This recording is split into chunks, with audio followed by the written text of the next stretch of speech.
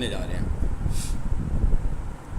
Basically जो हमारे पास marketing का एक स्टैंडर्ड मॉडल है, यानी ट्रेडिशनल मॉडल है, उसी को हमने एडवांस किया हुआ है वक्त की रिक्वायरमेंट के मुताबिक, और उसी को हम बोलते हैं डिजिटल मार्केटिंग।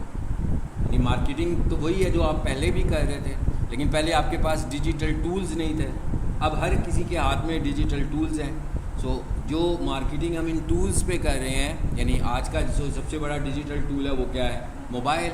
अब उस मोबाइल के अंदर कौन से टूल्स हैं, ये एक और टॉपिक है हमारे पास। तो जो लोग उस मोबाइल के ऊपर क्या टूल्स इस्तेमाल कर रहे हैं, यानी कौन सी ऐसी ऐप्स हैं जिन्हें वो देखते रहते हैं, उनके ऊपर हम मार्केटिंग कर रहे हैं। तो इसके अंदर हमारे पास जो मैंने अभी आपको बताया कि 5 डिफरेंट मार्केटिंग मॉडल्स हैं। सबसे पहले तो मैं उसी मॉडल को टाइप करता हूँ जिससे हमने स्टार्ट करना है, और उसे हम बोलते हैं गूगल एड्स। ठीक है, गूगल एड्स क्या है ये अभी हमने डिटेल से इसी को पढ़ना है, अभी थोड़ी देर में यहीं से हमने स्टार्ट करना है। अभी फ़िलहाल इतना समझ लो कि गूगल के ऊपर जो स्पॉन्सर्ड ऐड आ रहे होते हैं, यूट्यूब के ऊपर जो वीडियो एड्स आ रहे होते हैं, वेबसाइट के ऊपर जो तस्वीर की शक्ल में ऐड आ रहे होते हैं, ये तीनों तरह के एड्स गूगल एड से ही लगते हैं, और इनको हम PPC एड्स भी बोलते हैं। ठीक है, PPC का मतलब होता है पे पर क्लिक। नाम से पता लग गया कि क्लिक के हिसाब से पे हो रहा होगा। अभी ये क्या चीज़ है, इसको हम इसके आगे इसी को स्टार्ट करेंगे। सो एक मॉडल मार्केटिंग का ये वाला है भाई। बहुत सारे लोग हैं जो गूगल यूज़ करते हैं, बहुत सारे लोग हैं जो वेबसाइट्स को विजिट करते हैं, बहुत सारे लोग हैं जो यूट्यूब यूज़ करते हैं। सो उनको भी हमने अपनी प्रमोशंस दिखानी है तो वो गूगल ऐड के थ्रू दिखाएंगे। आप अक्सर यूट्यूब पे कोई वीडियो देख रहे होते हैं, तो वीडियो देखते देखते एक ऐड वीडियो आ जाती है जिसके ऊपर कोई टाइमर लगा होता है, वो उतनी देर के बाद ऐड ख़त्म हो जाता है, तो वो ऐड हम गूगल ऐड से बनाने वाले हैं। आप कोई वेबसाइट विजिट कर रहे हैं जो कि बड़ी पॉपुलर वेबसाइट है, ब्लॉगिंग की वेबसाइट है, उसके ऊपर इतने सारे इश्तिहार लगे होते हैं जिसे आप देख देख कर डिस्टर्ब भी हो रहे होते हैं। सो वो डिस्प्ले एड्स होते हैं, वो भी गूगल ऐड से लगते हैं। और जब आप गूगल पे कुछ सर्च करते हैं तो उसके ऊपर आपको कुछ स्पॉन्सर्ड वेबसाइट्स नज़र आ रही होती हैं, वो सर्च एड्स होते हैं। ठीक है, यही हमने 3 एड्स बनाने सीख रहे हैं यहाँ पर। इसके बाद इसमें जो हमारा दूसरा टॉपिक है, हमारे टॉपिक्स का कोई सीक्वेंस नहीं है, मतलब डिजिटल मार्केटिंग को लर्न करने का कोई सीक्वेंस नहीं है कि भाई ये जो 5 मुख्तलिफ किस्म की मार्केटिंग है, पहले ये वाली सीखो, फिर ये सीखो, फिर ये सीखो। भाई ये ऐसी सर्विसेज हैं जो किसी को हमें देनी है, किसी बिजनेसमैन को देनी है। ऐसा बिजनेसमैन भी हो सकता है जो हमें कहे कि सारी सर्विसेज दे दो। ऐसा बिजनेसमैन भी हो सकता है जो कि नहीं भाई अभी तो मेरा इतना बजट ही नहीं है, तो मुझे तो किसी एक सर्विस की ज़रूरत है, आप मुझे वो दे दो या पार्टली कुछ सर्विसेज दे दो। तो इसका मतलब हुआ कि इसका कोई सीक्वेंस तो है नहीं है, ये तो बिजनेसमैन की रिक्वायरमेंट के मुताबिक हम उसको रिकमेंड करेंगे। ठीक है, सो अब जो इसका दूसरी टाइप की हमारे पास मार्केटिंग है वो है सोशल मीडिया मार्केटिंग। मेरा ख्याल है कि इसको ना जानते हुए भी आप सब इससे वाकिफ़ ही है कि भाई फेसबुक के ऊपर एड्स आते हैं, फेसबुक पेजेस बने हुए हैं, इंस्टाग्राम पेजेस बने हुए हैं, इसी तरह लिंक्डइन के ऊपर भी एड्स आते हैं। तो ये सब कुछ हम सीखेंगे सोशल मीडिया मार्केटिंग के अंदर। ठीक है, तो अब ये बिल्कुल गूगल ऐड से मुख्तलिफ हो गया। मिसाल के तौर पर अगर आप में से किसी ने सोशल मीडिया मार्केटिंग पहले की हुई है या किसी ने गूगल ऐड पहले पढ़ा हुआ है, तो कोई सीक्वेंस नहीं है कि भाई पहले गूगल ऐड सीखना है या पहले सोशल मीडिया। ये बिल्कुल ऐसे ही है जैसे दीवार के इस तरफ डिजिटल मार्केटिंग की क्लास हो रही है तो दीवार के उस तरफ वेब डेवलपमेंट की क्लास हो रही है, वो भी क्लासरूम है ना, तो दोनों अलग ही प्लेटफॉर्म हैं, एक जैसे बिल्कुल नहीं है। तो ऐसे नहीं है कि पहले ये समझ में आएगा तो फिर वो समझ में आएगा।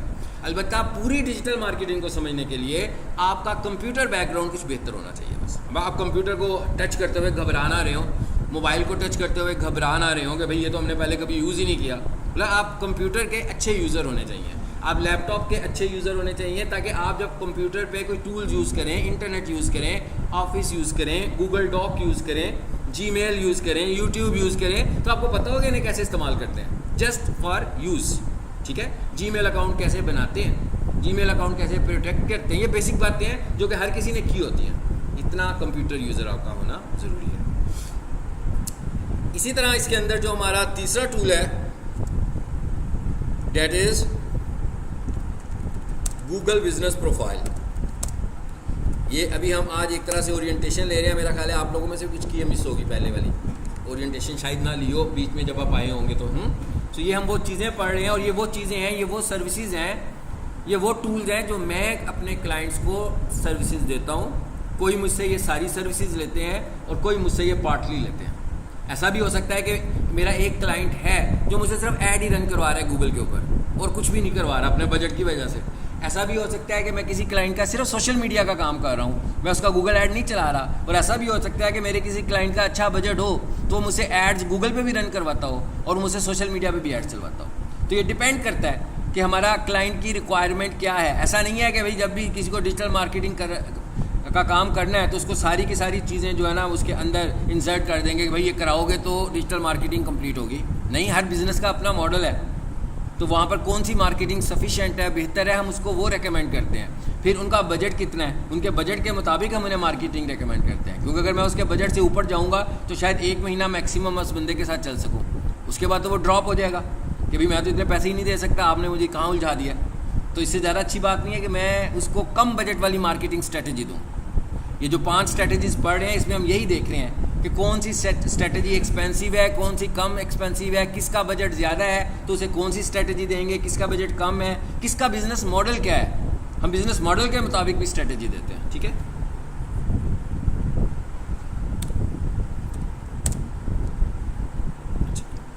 उसके बाद YouTube, आप सब YouTube यूज़ करते हो, YouTube channel and videos optimization. ठीक है, इसके अंदर 2 चीज़ें आ जाती हैं, चैनल को कैसे ऑप्टिमाइज करना है और वीडियोस को कैसे ऑप्टिमाइज करना है। एक टर्म है ऑर्गेनिक, एक टर्म है पेड। ऑर्गेनिक का क्या मतलब है, जिसमें हम इन्वेस्ट नहीं करते, जिसमें हम ऑप्टिमाइजेशन के यानी ऐप के स्टैंडर्ड्स को पूरा करते हैं। यूट्यूब उसके स्टैंडर्ड्स को पूरा कर रहे हैं, फेसबुक उसके स्टैंडर्ड्स को पूरा कर रहे हैं, गूगल उसके स्टैंडर्ड्स को पूरा कर रहे हैं, तो वो हमें रैंक करता है। इसे हम बोलते हैं ऑर्गेनिक। एक क्या है, अब ये ऑर्गेनिक रैंक होने में तो टाइम लगेगा ना। जैसे आप किसी कोर्स में दाखिला लेते हैं तो आपकी रैंकिंग तो 3 माह के बाद होगी, 6 माह के बाद होगी, साल के बाद होगी, उस वक्त तक तो आपकी इवैल्यूएशन होती रहेगी। इसका मतलब क्या हुआ कि ऑर्गेनिक ऑप्टिमाइजेशन के लिए कुछ टाइम पीरियड की ज़रूरत होती है, उसके बाद आप रैंक करते हो। मगर जब हम एड्स की बात करते हैं तो हम जैसे ही ऐड लगाते हैं, जैसे ही हमारा ऐड अप्रूव हो जाता है, फ़ौरन नज़र आना शुरू हो जाता है।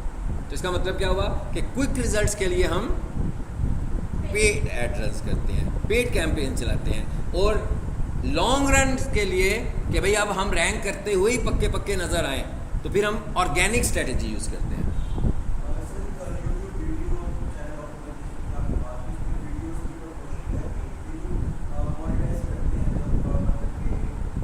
चैनल मोनेटाइज कराया जाता है।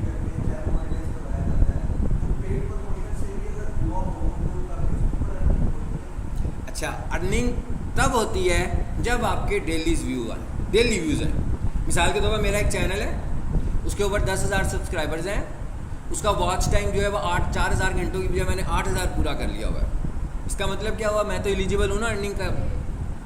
अब मेरे जो डेली व्यूज़ हैं वो 10 हैं, मुझे अर्निंग ना तो मेरे सब्सक्राइबर्स की वजह से मिल रही है, ना मुझे मेरे वॉच टाइम की वजह से मिल रही है, बल्कि मुझे ये एलिजिबिलिटी के लिए ये क्राइटेरिया था बस। लेकिन मुझे अर्निंग मेरे डेली व्यूज़ पे मिल रही है। अब अगर इसके बाद मेरे डेली व्यूज़ 1000 हो जाते हैं, या मेरे डेली व्यूज़ 2000 हो जाते हैं, या मेरे डेली व्यूज़ 5000 हो जाते हैं, और डेली व्यूज़ कब तक चलते हैं तब तक मैं अर्न करता हूँ। यानी मेरी जो अर्निंग है वो डेली व्यूज़ पर है। अब अगर मैं एड्स चला कर ये करूँगा तो व्यूज़ तो आ रहे हैं मेरे, लेकिन मैं जहाँ पे मैं अर्न करना चाहता हूँ वहाँ पर तो मैं इन्वेस्ट कर रहा हूँ, तो फिर तो मुझे कोई फ़ायदा नहीं होगा। सो मुझे ये सारा काम ऑर्गेनिक करना है, नेचुरल करना है। ठीक है, और इसके बाद हमारा जो इसमें आखिरी मॉड्यूल है वो है एसईओ, सर्च इंजन ऑप्टिमाइजेशन। ये है टोटल 5 मॉड्यूल आपके जो आपने 3 माह में मुझसे सीखने हैं। हमारी क्लास में ऐसे स्टूडेंट्स होंगे जिन्होंने इन 5 में से कोई एक किया हो या कोई 2 किए हो, लेकिन जो न्यू स्टूडेंट्स हैं उनके लिए कोई प्रॉब्लमेटिक बात नहीं है, क्योंकि उन्होंने ये सारे पढ़ने हैं। ऐसा नहीं है कि अगर किसी ने एसईओ कंप्लीट कर लिया और आपने नहीं किया तो शायद आपका एसईओ मिस ही हो गया। आप दोबारा से एसईओ करने वाले हैं, आप दोबारा से सोशल मीडिया मार्केटिंग पढ़ेंगे, और जिनके 5 मॉड्यूल्स कंप्लीट हो जाएंगे उन स्टूडेंट्स का कोर्स कंप्लीट हो जाएगा और वो इस क्लास से क्विट कर जाएंगे। जबकि आप जो नए स्टूडेंट्स होंगे उनकी class as it is continue रहेगी, चलती रहेगी। इन 5 मॉड्यूल्स में से कोई ऐसा नंबर नहीं है कि कोई एक मॉड्यूल करने के लिए पहले वो करना ज़रूरी है। ये नहीं मैं कहूँगा कि पाँचवां करना है ना तो पहले चौथा लाजमी होगा, चौथे के लिए पहले पाँचवां कर लो या पहले दूसरा कर लो तो अच्छी समझ में आएगी कि सब मार्केटिंग टेक्निक्स हैं, डिफरेंट टेक्निक्स हैं। ईमेल मार्केटिंग किसी में भी फॉल नहीं करती और ना ही इतनी रिजल्ट ओरिएंटेड है। ईमेल मार्केटिंग एक अलग से स्ट्रेटजी है, ठीक है, और उसको आज के दौर में हम बिल्कुल रेट नहीं करते, ना SMS मार्केटिंग को रेट करते हैं ना ईमेल को। पहली बात तो ये है कि अगर हम जनरली खुद से आपस में एक सर्वे करके देखें कि आप अपनी आने वाली ईमेल्स को कितना वेट देते हो, कभी वेट दिया हमने? तो ईमेल के ऊपर हम मार्केटिंग, और जो भी ईमेल मार्केटिंग में मेल आती हैं वो बाई डिफ़ॉल्ट वो स्पैम मेल होती हैं, ठीक है, क्योंकि उसके अंदर इतना मटेरियल होता है जो कि अनएक्सपेक्टेड मटेरियल होता है, उसमें इमेजेस अटैच किए हुए होते हैं उन्होंने, तो वो सर्च इंजन उसे खुद से ही स्पैम कर देता है। और आप क्या करते हो, या तो आप स्पैम में जाकर चेक करते हो, फिर आपको नज़र आ जाती है, और आपको जो मेल स्पैम में आती है आप वैसे ही उसे समझते हो कि ये ठीक नहीं है आपके लिए, नॉन रेगुलर मेल है आपकी, जेन्युइन मेल नहीं है। इवन अगर आप एडमिशन लेते हैं किसी यूनिवर्सिटी में, आपका एक्सपीरियंस हुआ होगा कि वो वाला लेटर भी आमतौर पर स्पैम में चला जाता है। उसकी वजह क्या होती है कि वो एक्सपेक्टेड ईमेल नहीं होती आपके लिए, तो वो जो मेल सर्वर है वो उसको स्पैम मेल कंसीडर करता है। सो ऐसी मार्केटिंग जो कि इस तरह छुप छुप कर की जाए, जो अगर किसी को नज़र भी ना आए तो वो उसका अफेक्ट तो कुछ नहीं हो सकता। सो ईमेल मार्केटिंग का कोई बहुत ख़ास इफेक्ट नहीं है, बहुत ही हाई लेवल पर है। और ईमेल मार्केटिंग करने के लिए हमें सॉफ्टवेयर मिलते हैं जिसके थ्रू जो लोग करना चाहें, और वो स्ट्रेटजी ज़्यादा इफेक्टिव होती है बिज़नेस टू बिज़नेस स्ट्रेटजीज़ में। जहाँ बिजनेसमैन जो है वो कर रहे होते हैं, वहाँ पर हमें उनका डाटा भी चाहिए होता है, वहाँ पर हमें उनका जीमेल नहीं चाहिए होता, वहाँ पर हमें उनका बिजनेस ईमेल चाहिए होता है। मुझे CEO का ईमेल चाहिए, मुझे डायरेक्टर का ईमेल चाहिए और बिजनेस ईमेल चाहिए, क्योंकि बिजनेस ईमेल पे मार्केटिंग इफेक्टिव हो सकती है किसी हद तक, ठीक है। हमारा जो डिजिटल मार्केटिंग है उसके अंदर हम इन 5 चीज़ों को फोकस करेंगे। ये वो 5 सर्विसेज हैं जो डिजिटल मार्केटर किसी को दे सकता है, और ये एक्स्ट्रा ऑर्डिनरी ज़्यादा सर्विसेज हैं। अगर आप किसी सॉफ्टवेयर हाउस में जाएंगे तो इट इज़ नॉट पॉसिबल कि वो 5 सर्विसेज आपको दे रहे हों। गूगल एड्स की सर्विसेज कोई अलहदा कंपनी दे रही होगी, सोशल मीडिया मार्केटिंग वाला जो सर्विसेज दे रहा होगा वो अलहदा कंपनी होगी, और अगर आप उससे कहेंगे कि हमें गूगल एड्स भी रन कराने हैं तो वो कहेंगे हम एड्स रन नहीं करते। इसका मतलब क्या हुआ कि जिसके पास ये 5 स्किल्स आ जाएंगी और वो वक्त के साथ साथ इनको इम्प्रूव भी कर लेगा, तो ये 5 ऐसी स्किल्स हैं कि जब आप बिज़नेस फाइंड कर रहे होंगे, बिज़नेस हंटिंग कर रहे होंगे, तो आप प्रायोरिटी पर होंगे। जैसे मैं इन 5 स्किल्स के मतलब आपसे बात कर रहा हूँ तो इसका मतलब होगा कि मैं ये 5 स्किल्स सेल कर रहा हूँ, ठीक है। तो जब मैं मार्केटिंग के लिए किसी के पास जाता हूँ तो एक प्लेटफॉर्म पे तो मार्केट नहीं करना चाहता होगा, जो जब मेरे से किसी और प्लेटफॉर्म की वो बात करेगा और मैं उसे कहूँगा इट्स ओके जी, मेरा वो दूसरा टीम मेंबर तो भी आया नहीं है, मैं उसे बुलाऊंगा, बेसिकली मैं किसी और बिजनेसमैन से कंसर्न करूँगा जो कि वो सर्विसेज दे रहा है। तो जिसको मैं मार्केट कर रहा हूँगा वो मुझ पर इतना ख़ास एतमाद नहीं करेगा, वो कहेगा भाई मुझे ऐसा बंदा चाहिए जो ये सारी सर्विसेज देता हो, क्योंकि फिर मैं सोशल मीडिया अलहदा चार्ज करने वाला हूँ, गूगल एड अलहदा चार्ज करने वाला हूँ, SEO तो उसका तो बजट एक्स्ट्रा ऑर्डिनरी बढ़ने वाला है। तो जब आपको इतनी सारी स्किल्स में एक्सपर्टीज़ हो जाएंगी तो आप 2 स्किल्स देकर भी किसी से काम कर सकते हो, 5 स्किल देकर भी कर सकते हो, 1 स्किल देकर भी कर सकते हो। इन 5 मॉड्यूल्स में से जो हमारा सबसे बड़ा मॉड्यूल है, जो सबसे ज़्यादा परसेंटेज आपके टाइम की लेता है, डैट इज़ SEO। क्यों लेता है जब आप पढ़ेंगे तो मैं आपको बताऊंगा। और इसका मतलब आप यूँ समझो कि मिनिमम 1 मंथ आपको SEO में स्पेंड करना है। आपका टोटल कोर्स 3 माह का है, तो बाकी के जो 4 मॉड्यूल्स हैं वो हम 2 माह में कंप्लीट करते हैं। अब आपको अंदाज़ा हो गया होगा कि छोटे छोटे मॉड्यूल्स होंगे, लेकिन हर मॉड्यूल एक अलग बिजनेस की टाइप है। यानी मिसाल के तौर पर जब हम गूगल एड्स पढ़ेंगे तो मे बी मैं 4 से 5 लेक्चर्स में ख़त्म कर दूँ। जैसे मैंने भी आपको बताया कि search ad, display ad, video ad, 3 ad ही तो बनाने हैं, तो 4, 5, 6 लेक्चर्स में ख़त्म। इसका मतलब क्या हुआ कि अगर आप इसकी अच्छी प्रैक्टिस करोगे तो आप इसे सर्व करना स्टार्ट कर सकते हो। Business listing, Google business profile, ये भी इतने ही लेक्चर्स का है। तो जब आप इसको कर लोगे तो आप ये वाली सर्विसेज भी अपनी शुरू कर सकते हो देना। तो ये बाकी के जो 5-4 हैं ये बहुत स्मॉल मॉड्यूल्स हैं, मतलब टेक्निकली समझने वाले हैं, लेकिन लेंथ में उतने बड़े नहीं हैं जितना बड़ा SEO है, ठीक है जी। अब हम आज थोड़ा सा इंट्रोडक्शन ही ले रहे हैं, और हमारा जो स्टार्टेड मॉड्यूल है, अब हम जहाँ से स्टार्ट करने वाले हैं वो है गूगल एड्स, ठीक है। यहाँ से हम स्टार्ट कर रहे हैं। पुराने स्टूडेंट्स ने इसका कुछ एक पार्ट पढ़ा भी हुआ है, अब वो हम रिपीट करेंगे, ठीक है, ताकि वो आपकी भी प्रैक्टिस भी हो जाएगी और सब लोग एक ही लेवल पर आ जाएंगे, ठीक है। और प्रैक्टिस की बहुत ज़रूरत है। पिछली क्लास में मैंने कुछ स्टूडेंट्स को प्रैक्टिस कराई थी तो मैं कोई इतना हैप्पी नहीं था, इसलिए कि प्रैक्टिस आप लोग कम कर रहे हैं। और अब से मैं एक और आपके वाइवा स्टार्ट करने लगा हूँ, ऑनलाइन वाइवास, ठीक है। ऑनलाइन वाइवा का मतलब क्या होगा कि गूगल फॉर्म पर आपका वाइवा होगा, उसमें MCQ क्वेश्चंस होंगे, हमने जो पढ़ा होगा। जब आप क्लास में आएंगे तो एग्जैक्टली उसी वक्त एक्टिवेट होगा, वो आपको मैं मेल भेजूँगा आप सबके व्हाट्सएप पर, बस उसको उसी टाइम आप क्लिक करके फिल करेंगे, ठीक है। वो 8-10 क्वेश्चंस हो सकते हैं जो भी हमने पढ़ा हो, वो ये रूटीन में हुआ करेंगे, ठीक है। मतलब इसमें सिर्फ आपका मोबाइल पर नेट चलना ज़रूरी है। सो मोबाइल पे नेट सबका चलना चाहिए, मुझसे भी नहीं मांगना, काली से भी नहीं मांगना, आपका अपना नेट होना चाहिए, ठीक है। इतना कि आप फॉर्म फिल कर सकें। हार्डली 10 MCQs होंगे, तो 10 MCQs को मेरा नहीं ख्याल कि 10 मिनट से ज़्यादा लगने चाहिए, ताकि हम जो कुछ पढ़ रहे हैं, और ये हो गया MCQ का वो वाला पार्ट जो आपने जस्ट फिल करना है। एक वो पार्ट है जो आपको परफॉर्म करना है, विदाउट परफॉर्मेंस आप सीख नहीं सकते जब तक आप अपने हैंड से काम नहीं करोगे। जैसे अगर मैं आपको सब कुछ स्लाइड्स पे पढ़ाऊँ और डेमो कुछ भी ना दूँ, तो डिजिटल मार्केटिंग तो इफेक्टिव नहीं है ना, डेमो के साथ इफेक्टिव है। इसी तरह जब आप घर में जाकर इसको डेमोस्ट्रेट नहीं करेंगे, प्रैक्टिस नहीं करेंगे, आप सब जानते हैं कि मैं कोशिश करता हूँ कि मैं कुछ चीज़ें जो आपको शेयर कर सकूँ, मैं आपसे अपनी शेयर कर देता हूँ, तो उनके ऊपर आपको प्रैक्टिस करना ज़रूरी है। क्योंकि अगर आप प्रैक्टिस नहीं करेंगे तो इसका मतलब ये हुआ कि आप कर नहीं सकते हो। अगर आप ये समझें कि मैंने जो पढ़ाया आपको बहुत अच्छा समझ में आ गया, तो ये तो कोई माइलस्टोन नहीं है जो आपने अचीव किया है। अचीव ये है कि आपने मुझसे, जैसे मैंने कहा ना, छोटे छोटे मॉड्यूल्स हैं, आपने 4-5 लेसन्स का एक मॉड्यूल ख़त्म किया और आपने इस पर इफेक्टिवली कुछ ना कुछ पेड या फ्री किसी के लिए काम करना शुरू कर दिया, ठीक है, तजर्बाती तौर पर काम करना शुरू कर दिया, तो ये आपकी अचीवमेंट होगी। पैसे मिल रहे हैं, ये अचीवमेंट नहीं है। अचीवमेंट ये है कि आपने बंदा कोई फाइंड कर लिया कि भाई मैं आपका गूगल ऐड चला देता हूँ, मैं आपकी लिस्टिंग बना देता हूँ, मैं आपकी वेबसाइट की SEO कर देता हूँ, एक्सेट्रा एक्सेट्रा, और मैं आपको कुछ चार्ज भी नहीं कर रहा, भाई ये मैं फ्री कर रहा हूँ आपको पहले केस के तौर पर। तो इससे आपको डेमोन्स्ट्रेशन मिल जाएगी, आपको एक अपॉर्चुनिटी मिलेगी किसी का काम करने के लिए। लेकिन अगर आप स्टूडेंट बनने के फ़ौरन बाद किसी के पास जाकर उसे ये कहेंगे कि जनाब गूगल ऐड करवा लें मुझसे, मैं 50,000 रुपये आपसे लूँगा, मैं 20,000 रुपये आपसे लूँगा, मैं 15,000 रुपये आपसे लूँगा, इवन मैं 8,000 आपसे लूँगा, तो वो कहेगा भाई अभी तो आप स्टूडेंट हो, ठीक है, मुझे क्या पता कि आप कैसा काम करोगे, तो कभी भी आपको पे नहीं करेगा।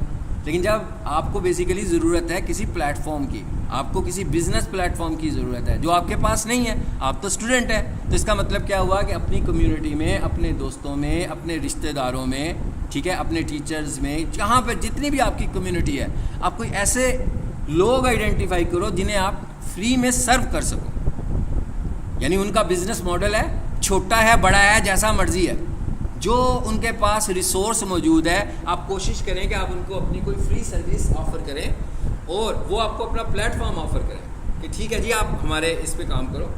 जैसे मैं कहता हूँ भाई किसी जानने वाले का कोई रेस्टोरेंट है, तो वो पेड मार्केटिंग किसी से करवा रहा है, तो आप उनसे क्या, आप अपनी पेड मार्केटिंग करवाते रहें, मैं आपको फ्री 1 से 2 माह सर्विसेज देता हूँ, और आप उनके पेज पे अपने तौर पर काम करना शुरू कर दें जो आप यहाँ से सीखें।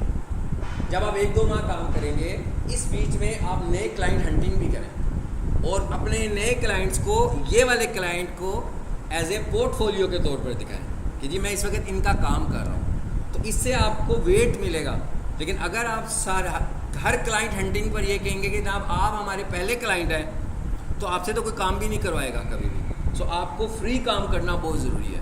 यानी आपको ये नहीं देखना कि आपको पैसे मिल रहे हैं, आपको ये देखना है कि आपको एक पोर्टफोलियो मिल रहा है, आपको एक क्लाइंट मिल रहा है, चाहे वो पीक सॉल्यूशन की शक्ल में हो, चाहे वो आपके किसी जानने वाले का हो, किसी दोस्त का हो, चाहे वो कोई ऐसी कंपनी हो जो डिजिटल मार्केटिंग की सर्विसेज देती हो और आप उनसे कहें कि जनाब मुझसे काम करवा लें आप। तो जब आप 1 महीना 2 महीना काम करेंगे तो आप इस काबिल हो जाएंगे कि आप कुछ अर्न भी कर सकें। लेकिन अगर आप में से कोई बंदा ये समझे कि 3 महीने का कोर्स कंप्लीट करने के फ़ौरन बाद आप अर्न करना शुरू कर देंगे कोई मैजिकली, सो ऐसे तो नहीं होने वाला। हाँ, देखो मैजिक तो नहीं है कि कोर्स कंप्लीट और अर्निंग खुद ब खुद ही होनी शुरू हो जाएगी। देयर इज़ नो मैजिक, ठीक है, एवरीथिंग इज़ लॉजिक और एफर्ट्स, हार्ड वर्क, ये बहुत ज़रूरी है।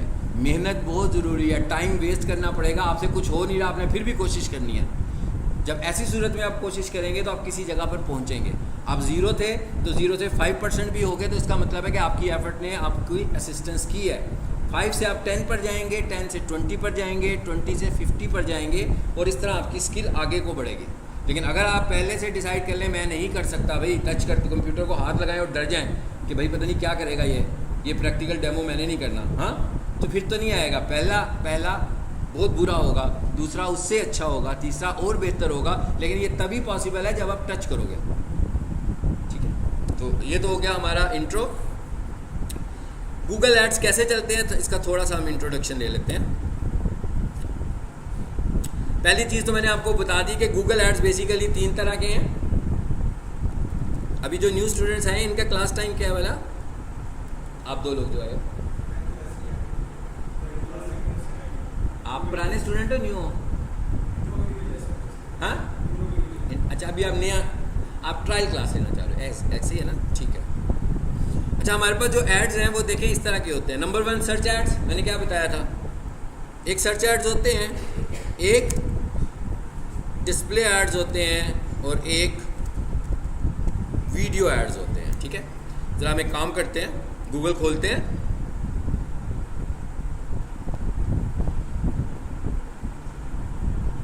यहाँ से मैंने कोई अकाउंट खोल लेता हूँ।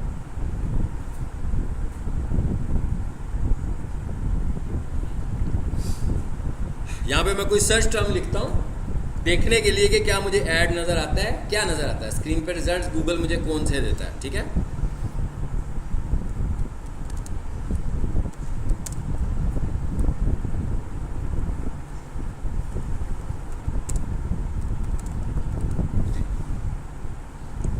देखते हैं जी क्या रिजल्ट्स आए। तो रिजल्ट्स आए, देखिए जैसे मैंने ये लिखा ना, shop wrist watches in USA, ये मुझे इसलिए लिखना पड़ा कि ये पाकिस्तान को कंट्री ना लिखता ना तो शायद एड्स कम नज़र आते हैं, इसलिए मैंने लिखा। ठीक है, क्या एड स्ट्रेटेजी होती है ये हमने आहिस्ता आहिस्ता सब चीज़ों को सीखना है। अभी फ़िलहाल मैंने एक सर्च टर्म ऐसी लिखी कि मुझे ऐड तो नज़र आए ना, तो आपने देखा कि मुझे सबसे ऊपर लिखा हुआ नज़र आ रहा है स्पॉन्सर्ड, मुझे दूसरे नंबर पर भी लिखा हुआ आ रहा है नज़र स्पॉन्सर्ड, मुझे तीसरे नंबर पर लिखा नज़र आ रहा है, चौथे पर भी आ रहा है, 5वें पर नहीं आ रहा। इसका मतलब क्या हुआ कि हायरार्की यानी तरतीब क्या हुई कि जब आप गूगल पे कुछ सर्च करते हो तो अगर एड्स चल रहे हो उस सर्च टर्म के ऊपर तो आपको पहले 4 नंबर एड्स के नज़र आते हैं। ये वाले जो एड्स आप देख रहे हो, इन एड्स को हम बोलते हैं सर्च एड्स। ये किसकी प्रोडक्ट है? गूगल एड्स की प्रोडक्ट है ना, ये सर्च एड्स हैं। तो ये वाले एड लगाना हम सीखने वाले हैं, मैं क्या ये एड्स हम लगाना सीख रहे हैं। अच्छा, उसके बाद इन 4 एड्स के बाद जो रिजल्ट हमें नज़र आ रहा है, हमारे पास एक अमेज़ॉन की वेबसाइट आई है, ऐसे ही है। उसके बाद हमारे पास आ रही थी watchesamerica.com, 2 वेबसाइट्स ये वाली हो गई, एक अमेज़ॉन और एक ही है। और ऊपर जो ऐड नज़र आ रहा है वो आ रहा है ग्रे एंड सन्स का, ऐसे ही है। जरा इसको मैं दोबारा से रिफ्रेश करता हूँ जी, फिर आगे ग्रे एंड सन्स का ऐड। अच्छा, और नीचे है दूसरे पे कौन से ऐड आ रही थी? वॉच फाइंडर का। और एसईओ रिजल्ट्स में फिर अमेज़ॉन ही आ रहा है। ठीक है, फिर एक दफा के नजर रख लें।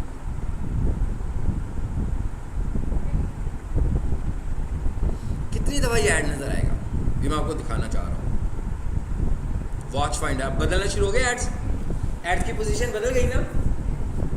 अभी मैं आऊँगा तो ऐसा भी सीन आ सकता है कि कोई भी नज़र ना आए, मैं बार बार क्लिक करूँगा तो ऐसा हो सकता है कि मुझे कोई ऐड नज़र ना आए। ये जो आपको दिख रहा है स्क्रीन पे रिजल्ट्स, इन्हें हम बोलते हैं इंप्रेशंस। ये हमें वेबसाइट के इंप्रेशंस नज़र आ रहे हैं। ये हमें 2 तरह से नज़र आ रहे हैं, एक पेड इंप्रेशंस नज़र आ रहे हैं जिन्होंने गूगल को पे किया हुआ है, फिर नीचे आ जाए, और ये अमेज़ॉन और वॉचेस अमेरिका ये परमानेंट नज़र आ रहा है। मैंने जितनी दफ़ा क्लिक किया ऊपर वाले रिजल्ट्स चेंज होते गए, ये वाले रिजल्ट्स चेंज नहीं। ये जो नीचे रिजल्ट्स आ रहे हैं ना, ये एसईओ है, जो आपका मैंने कहा सबसे लंबा मॉड्यूल है। ये वाला जो रिजल्ट्स हैं ये तो फिक्स हो गए, ये नहीं हिल रहे अपनी जगह से। यानी इसका मतलब क्या हुआ कि जितनी दफ़ा भी कोई बंदा ढूंढेगा जिसने अपनी पोजीशन पिक कर ली, उसकी पोजीशन तो पक्की हो गई। वो नहीं हिलने वाली, उसका इंप्रेशन चेंज नहीं हो रहा, ठीक है, ये बताना चाह रहा हूँ ना मैं। लेकिन जो ऊपर ऐड नज़र आ रहे हैं आपने देखा चेंज हुए, अभी ये ग्रे नीचे चला गया जी। अब दूसरे पे भी नहीं आपको नज़र आ रहा ग्रे वाला, शायद नहीं आ रहा ना, तीसरे पर है, पोजीशन चेंज हो गई इसकी, फिर इस पर क्लिक करें, फिर वापस आ गया। समझ में आई बात? इसका मतलब पहली चीज़ तो ये पता लग रही है कि इस बंदे ने इन्वेस्ट किया हुआ खूब, क्योंकि अगर इसने कम इन्वेस्ट किया होता, क्योंकि इन्होंने इन्वेस्ट किया होगा डॉलर्स में, पाकिस्तान में इतनी दफ़ा एक ऐड नज़र ही नहीं आपको आएगा। उसकी वजह क्या है? पाकिस्तान में जो डेली बजट होगा इतना ज़्यादा नहीं होगा, वो रुपीज़ पे किसी ने लगाया होगा, तो वो चंद इंप्रेशंस के बाद देखें। ये तो मैं देख रहा हूँ ना भाई, और इस वक्त पूरे पाकिस्तान में और पूरी दुनिया में कितने लोग ये सर्च टर्म लिख रहे होंगे, तो सबको इस सर्च टर्म के अगेंस्ट यही नज़र आ रहा होगा ना। इसका मतलब क्या हुआ? इंप्रेशंस के लिए पे किया हुआ है, इंप्रेशंस के लिए पे किया हुआ है। तो जो जितना ज़्यादा पे करेगा उसके उतने इंप्रेशन आएंगे। जिसका बजट ख़त्म हो जाएगा, आपका क्या ख्याल है, वो यहाँ पे स्पॉन्सर्ड नज़र आएगा? वो तो नहीं आएगा भाई, उसके पैसे पूरे हो गए ना। जैसे मैं ये कहता हूँ भाई, मैंने किसी केबल टीवी पे ऐड दिखाने के लिए उनको दे दिए 20,000 रुपये, सपोज कर लेते हैं। उसने कहा भाई आज के दिन में ना आपका ऐड 5 दफ़ा नज़र आएगा। तो जब उसने मेरा ऐड 5 दफ़ा दिखाया 20,000 रुपये में, तो छठी दफ़ा तो मेरा 20,000 ख़त्म, फिर तो नज़र ही नहीं आना मेरा ऐड। तो इसका मतलब क्या हुआ कि जो पेड ऐड है इसके इम्प्रेशंस अनलिमिटेड नहीं है, जबकि एसईओ जो है उसके इम्प्रेशंस अनलिमिटेड होते हैं, ठीक है। अच्छा, अब हमें एक बात का तो पता लग गया कि गूगल ऐड से एक चीज़ क्या पता लगी कि भाई आज बिल्कुल ही आप नए नए आए हो, ठीक है, आप अपनी वेबसाइट बनवा रहे थे, वेबसाइट लॉन्च हो गई, लाइव हो गई, अब आपने कहा भाई मुझे गूगल के पहले पेज पे भी नज़र आना है, तो आपने कहा एसईओ करवाते हैं। तो एसईओ एक्सपर्ट ने कहा कि भाई 4 से 6 माह 8 माह तो लग जाएंगे आपको रैंक करवाते हुए। तो वो 6-8 माह खामोश होकर तो नहीं बैठ जाएगा ना कि ओके भाई दुकान बंद कर देते हैं, 8 माह के बाद फिर आएंगे वापस। तो वो कहेगा नहीं, कोई ऐसा तरीका होना चाहिए कि आज से ही हम गूगल पे नज़र आना शुरू हो जाएं, बेशक थोड़ी देर के लिए ही नज़र आएँ, मगर गूगल पे नज़र तो आएँ। तो फिर हमने उसे कहा आप इस तरह करो, आप एड्स रन कर लो, जब तक आपकी वेबसाइट रैंक नहीं होती उस वक्त तक आप ऐड रन करें। तो क्या होगा, ऐड एक ख़ास टाइम के लिए नज़र आएंगे। अभी हम एक छोटा सा कंपैरिजन भी कर रहे हैं कि एसईओ वर्सेस गूगल एड्स, ठीक है ना। हम ये कह रहे हैं भाई जब एसईओ करवा रहे हैं, अब गूगल ऐड तो लगा लिया आपने, एसईओ कोई सस्ती तो नहीं होगी। पहली चीज़ तो ये है कि एसईओ के लिए गूगल को नहीं पे कर रहे, मतलब अगर किसी ने एसईओ को करवा, एसईओ मैं हूँ डिजिटल मार्केटर हूँ, मेरे पास 2 लोग आते हैं, एक बंदा कहता है एसईओ करवानी है, एक बंदा कहता है गूगल ऐड लगाना है। तो टेक्निकल सर्विसेज तो मैं ही दे रहा हूँ ना उसको। तो जब मैं उसकी एसईओ की सर्विसेज के लिए चार्ज करूँगा तो मैं जो उसे बजट दूंगा वो अपने लिए दूंगा, अपनी सर्विसेज के अगेंस्ट, कि भाई आपकी वेबसाइट को रैंक होने में 6 माह लगेंगे, 8 माह लगेंगे, 4 माह लगेंगे या 1 साल लगेगा, तो इतनी देर के लिए मैं आपको इतना चार्ज करूँगा। उसमें से मैं गूगल को कुछ नहीं देने वाला, वो सारी मेरी फ़ीस है, मेरी सर्विसेज की फ़ीस है। लेकिन एट द सेम टाइम जब कोई बंदा मेरे पास गूगल ऐड के लिए आएगा तो मैं उसे कहूँगा भाई आप मुझे ये बताएं कि आप डेली कितना स्पेंड कर सकते हैं ऐड पोजीशन के लिए। ये ऐड पोजीशन है जो अभी नज़र आ रही है आपको, बेसिकली ये ऐड पोजीशन आ रही है। आपने देखा था ना कि एक कंपनी थी जिसकी ऐड पोजीशन बहुत ऊपर थी और काफ़ी ज़्यादा दफ़ा मुझको भी इंप्रेशन उसके ज़्यादा दफ़ा मिल गए, एक ही बंदे को बहुत सारे इंप्रेशन मिल गए। तो मैं उसे ये पूछूंगा आप कितना स्पेंड कर सकते हो। कोई मुझे कहेगा मैं $10 कर सकता हूँ, कोई कहेगा मैं $20 कर सकता हूँ, कोई कहेगा मैं $200 कर सकता हूँ, डिपेंड्स ऑन देयर बजट। अब वो मुझे ये बता रहा है कि ये वाला जो बजट मैंने उससे पूछा ये गूगल को देने के लिए पूछा, ये मैंने अपने लिए नहीं पूछा अभी तक। अब जब उसने मुझे कहा कि मैं डेली $200 दे सकता हूँ ऐड के लिए, तो पहले तो अब ये सपोज कर लें कि 200 × 30, अगर उसने पूरे 30 दिन ऐड चलाना है तो $200 × 30, तो ये तो उसका हो गया 30 दिनों का बजट। अगर वो 1 महीना ऐड चलाएगा कंसिस्टेंटली, अब वो मुझसे सर्विसेज लेना चाह रहा है, अब मैं उसको ये बताऊंगा कि भाई ये आपका जो ऐड मैंने चलाना है, आपका जो ऐड बनाना है, आपका जो ऐड ऑप्टिमाइज करना है, आपके ऐड को जो मैनेज करना है, इसके अगेंस्ट मैं इतने डॉलर्स लूँगा। अब आपने गूगल एड्स वर्सेस एसईओ में देख लिया कि एसईओ में मैं जो चार्ज कर रहा हूँ वो सिर्फ मैं ही चार्ज कर रहा हूँ, गूगल नहीं कर रहा। गूगल एड्स में गूगल ने चार्ज करना है, लेकिन गूगल ने ऐसे चार्ज तो नहीं करना कि बिजनेसमैन है उसे क्या पता कि ऐड कैसे बनेगा, उसे तो नहीं पता ना ऐड कैसे बनना है, ऐड तो मैंने बना कर देना है। फिर ऐड की प्रेजेंस कैसी चल रही है ये भी नहीं उसको पता, उसको ठीक भी नहीं वो कर सकता, उसे ट्रबल शूट भी नहीं वो कर सकता। भाई उसका बजट एकदम बहुत एक्सीड कर गया, उसको ठीक करना पड़ेगा। वो गलत सर्चिस के ऊपर नज़र आ रहा है, उसे ठीक करना पड़ेगा। वो नज़र ही नहीं आ रहा है भाई, वो चौथे नंबर पे नज़र आ रहा है हर दफ़ा, या वो पहले पेज पे नज़र ही नहीं आता उसका ऐड, उसको अपनी पोजीशन ऊपर लाने के लिए कुछ एफर्ट करनी पड़ेगी। सो ये गूगल तो नहीं करेगा ना उसके लिए एफर्ट, गूगल तो कह रहा है कि मैं तो सिर्फ चार्ज कर रहा हूँ इधर ऐड दिखाने के लिए, पोजीशन के लिए।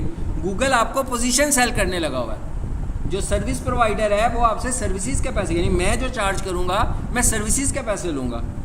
तो गूगल ऐड में इसका मतलब हुआ दो तरह की पेमेंट्स की जा रही है, एक गूगल को और एक सर्विस प्रोवाइडर को। एसईओ में जो है वो एक ही सर्विसेज दी जा रही हैं जो कि सर्विस प्रोवाइडर को हम लोग दे रहे हैं। सब ये चला कब रहे हैं हम, ये चला गूगल ऐड चला कब रहे हैं हम, उस वक्त चला रहे हैं जब आप बिल्कुल न्यू हो, जब आप ब्रांड न्यू हो। अच्छा अब जरा थोड़ी देर के लिए सोचते हैं कि भाई ये लोग ऐड चलाना शुरू हो गए, अमेज़ॉन को तो चलो छोड़ देते हैं ना, ये जो बंदा दूसरे नंबर पर आ रहा है इसने तो बड़ी मेहनत की थी ना दूसरा नंबर लेने के लिए, तो अब तो ये डिसअपॉइंट होगा कि भाई मुझे एसईओ भी करवा ली तो मैं तो अब छठे नंबर पर चला गया हूँ ना, क्योंकि ऊपर 4 नंबर्स किसके पास हैं, वो 4 तो पेड एड्स के पास चले गए। वो जो मेरे नए नए कंपटीटर्स आए हैं जिन्होंने आज कारोबार शुरू किया है, तो वो गूगल पे जब शुरू में नज़र आ रहे होंगे तो विजिटर्स को तो इंप्रेशन यही मिलेगा कि भाई ये अच्छे वाले हैं। अब जो बंदा ऐड रन नहीं कर रहा होगा उसको भी अपने कंपटीटर्स के लिए ऐड रन करना पड़ेगा उनके मुताबिक। जैसे मैंने अभी अंदाज़ा लगा लिया ना इसका कितना बजट है, इस तरह वो भी अंदाज़ा लगा लेगा कि भाई ये जो कंपटीटर है कितना बजट लगा सकता है एक दिन में। जब वो ऐड चलाएगा तब तक मैं भी ऐड चलाऊंगा, मगर जैसे ही उसका ऐड बंद होगा मैं भी अपना ऐड रोक दूंगा, फिर मेरे एसईओ के रिजल्ट्स टॉप पे नज़र आएंगे। लेकिन अगर मैं ऐड नहीं भी चलाऊंगा तो अगर मैं ये कंपेयर करूं एक दिन के एनालिसिस करके कि जिस बंदे ने ऐड चलाए थे तो एक कीवर्ड पे उसको कितने इंप्रेशंस मिले और एसईओ को कितने इंप्रेशंस मिले, तो जब मैंने कीवर्ड के एनालिसिस किए तो मुझे पता लगा कि भाई ये जो बंदा ऐड चला रहा था जिसने कुछ अच्छा बजट लगाया हुआ था उसको एक दिन में कोई 200 इंप्रेशंस मिले, लेकिन मेरी एसईओ हुई थी और सर्च टाइम काफ़ी दफ़ा ढूंढी गई तो मुझे 200 की बजाय 800 इंप्रेशंस मिले। और वो मैंने पे तो नहीं किया क्योंकि उसको 200 इंप्रेशंस इसलिए मिले कि वो एक एडवर्टाइज़र तो नहीं है ना, टीवी पे जैसे बहुत सारे लोग ऐड चला रहे हैं तो एक ही कंपनी का ऐड तो नहीं चलता रहेगा हर वक्त, रोटेशन पॉलिसी में चलेगा ना, मतलब एक दफ़ा एक का आ जाएगा, दूसरी दफ़ा दूसरी ब्रांड का आ जाएगा, तीसरी दफ़ा तीसरी ब्रांड का आ जाएगा। मगर एसईओ रिजल्ट्स में आपकी पोजीशन फ्रीज हो जाएगी, यानी आपने एक नंबर बाय कर लिया पहला नंबर, तो अब जब भी कोई सर्च करेगा आप हर दफ़ा पहले नंबर पर ही रहेंगे। इसके लिए आप गूगल को पे करके पहले नंबर पर नहीं आए हैं, इसके लिए आप गूगल के स्टैंडर्ड्स को फुलफिल करके पहले नंबर पर आए। ठीक है, तो ये हमने एक आज छोटा सा कंपैरिजन भी कर लिया कि Google ads versus SEO, and I hope so के जो न्यूज़ शुरू कर रहे हैं उन्हें कुछ एसईओ का कॉन्सेप्ट भी मिल गया कि एसईओ बेसिकली वेबसाइट को रैंक करने को हम बोल रहे हैं कि वेबसाइट को रैंक करने का मतलब वेबसाइट बनाना नहीं है, ठीक है ना। वेबसाइट को रैंक करने का मतलब वेबसाइट को गूगल फ्रेंडली करना है। जब गूगल ये कहेगा कि भाई आपने मेरे सारे स्टैंडर्ड्स पूरे कर लिए, अब मैं आपको ऊपर दिखाऊंगा और बाकियों को नीचे दिखाऊंगा, ये एसईओ है। एसईओ के रिजल्ट जब आएंगे तो वो फ्रीज हो जाएंगे, मतलब उसके इंप्रेशन पक्के पक्के वहीं रहेंगे अनटिल के कोई दूसरा बंदा आपको बीट नहीं करता। हाँ, जब कोई आपसे बेहतर आ जाएगा तो फिर होगा, लेकिन ये ऐसे रातों रात नहीं होना ये काम, क्योंकि अगर वो 4 से 6 माह रैंक करने के लिए रख रहा है तो इसका मतलब है जो आपको मुकाबला दे रहा है वो भी तो इतना टाइम लेकर ही आएगा ना ऊपर, वो तो रातों रात ऊपर तो नहीं आ सकता, वो भी इतना टाइम लेगा। तो वो जब इतना टाइम ले रहा होगा तो आपके पास इतना टाइम मजीद है अपने आप को सस्टेन कराने के लिए। तो इसका मतलब ये हुआ कि पोजीशंस एकदम से चेंज नहीं, हम किसी की पोजीशन को ले नहीं सकते अगर हमने एसईओ को फॉलो किया हो। जी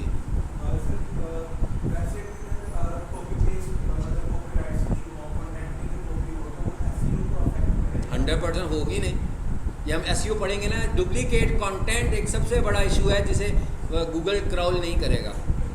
हाँ, अगर आप लोगों को, आप 2000 लोगों को एक मैसेज करें व्हाट्सएप पर कि जनाब अगर आपने शूज़ बाय करने हैं तो ये मेरी वेबसाइट है, तो उस दिन 2000 लोग आप डिस्काउंट शायद दे रहे हो, 2000 लोग आपकी वेबसाइट पे आएंगे ना, वो सर्च करके तो नहीं आए। मैं क्या वो सर्च करके नहीं आए, वो तो प्रमोशन से आए हैं। लेकिन जो एसईओ वाला बंदा होगा, उसको जब शूज़ बाय करने के लिए कोई टाइप कर रहा होगा तो उसकी वेबसाइट खुद ही टॉप पर आ रही होगी। हम चाहते ये हैं कि जब लोग हमारी प्रोडक्ट्स और हमारी सर्विसेज को ढूंढें तो हमारी वेबसाइट ऊपर आए, बजाय इसके कि हम लोगों को अपनी वेबसाइट के यूआरएल दें। क्योंकि वेबसाइट का यूआरएल देना तो मार्केटिंग नहीं है ना। यानी अगर मैं ये कहूँ कि पीक सॉल्यूशंस टाइप करें और गूगल पर पीक सॉल्यूशन आ जाए, तो हम ये तो नहीं कह सकते भाई पीक सॉल्यूशन तो एक ही है ना। कंप्यूटर कोर्सेज कराने वाले बहुत सारे पीक सॉल्यूशन तो नहीं है, एक ही है। तो इसका मतलब वो ये तो कीवर्ड ही नहीं है, ये कीवर्ड नहीं है, ये ब्रांड है। हाँ, आप ये देखना चाहते हैं कि मेरी ब्रांड कितनी पॉपुलर है, इधर तक तो ठीक है। लेकिन अगर आप ये समझ रहे हो कि ये मार्केटिंग स्ट्रेटेजी है, तो ये बिल्कुल नहीं है। ब्रांड नेम लिखना तो मार्केटिंग स्ट्रेटेजी नहीं है ना।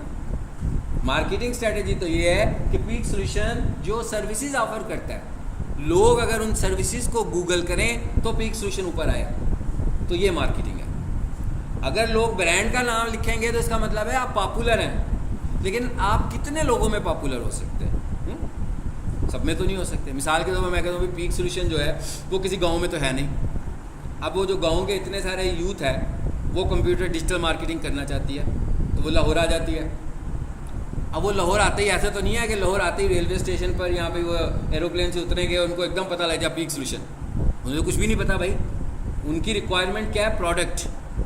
वो कहेंगे हमें डिजिटल मार्केटिंग सीखनी है, कोई कहेगा मुझे वेब डेवलपमेंट सीखनी है, तो ज़्यादा से ज़्यादा वो गूगल करेंगे। अब पीक को ऊपर आना चाहिए। इसका मतलब ये हुआ कि आप इंटरनेट मार्केटिंग कर रहे हैं, यानी आप गूगल के ऊपर अपने आप को ब्रांड बना पाते हैं अपनी प्रोडक्ट के अगेंस्ट, तो ये मार्केटिंग है। ठीक हो गया। इंशाल्लाह नेक्स्ट क्लास हम यहीं से शुरू करेंगे और अगली क्लास 5:30 पे ही होगी। ओके।